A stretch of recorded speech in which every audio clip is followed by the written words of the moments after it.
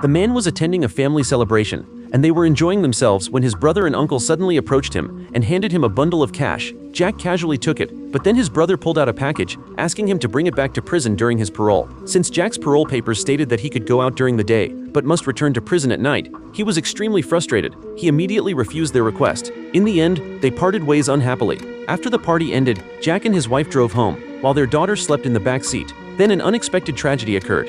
Thanks to their seatbelts, they were lucky to survive, but their daughter was gone forever. This outcome almost made the couple faint. Looking at their daughter on the hospital bed, Jack swore to make the killer pay. The driver responsible had already fled, and the only clue was a nearby factory that had been robbed. The bullet casings at the scene indicated there were two killers, and the crash was likely caused by the killers fleeing. Fortunately, Jack's family was highly influential in the area, and many people provided him with clues. A neighbor said that one of the killers was Bailey, the leader of a rival gang. This gave Jack a direction for his revenge. He immediately headed to Bailey's territory, only to run into Bailey fleeing. Jack quickly got up and chased after him, but was left behind by Bailey's motorcycle. Jack tried to steal a car to continue the pursuit, but was stopped by a female police officer. It turned out the police had found two dead criminals in the wilderness.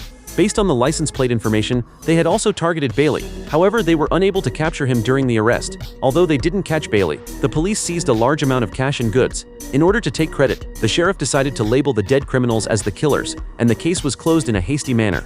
Jack couldn't accept this decision. He swore to find Bailey and avenge his daughter. His mother, Mary, also sent out her men to search everywhere. Soon they received a lead from a thug. Following the lead, they found one of Bailey's subordinates. After a tough interrogation from Jack's brother, the man couldn't endure the pain and gave up Bailey's whereabouts. Taking advantage of the night, the group grabbed their tools and headed out. Jack's brother broke down the front door and they rushed inside. With a few gunshots and screams, Bailey limped out, trying to escape. Jack immediately followed, raising a hammer and began venting his anger. Meanwhile, the fight inside was nearing its end. Jack's brother raised a gun at Bailey's son. With a gunshot, Jack's revenge was finally complete. They set fire to the house, and the flames destroyed all the evidence. They thought it was all over, but unexpectedly, the female police officer caught a thug while on duty and learned some shocking information from him. The thug had been buying goods at the factory when it was robbed. Two police officers had stormed in and aimed at them. After a gunshot, he was the only one who survived by jumping out of the window. What was even more surprising was that one of the police officers was the female officer's partner, Kevin's son. Kevin was in disbelief when he found out.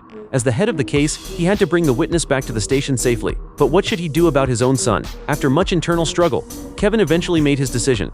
The story ends here. Will Kevin choose justice or family? What kind of chaos will ensue if Jack finds out he avenged the wrong person? We'll have to wait and see.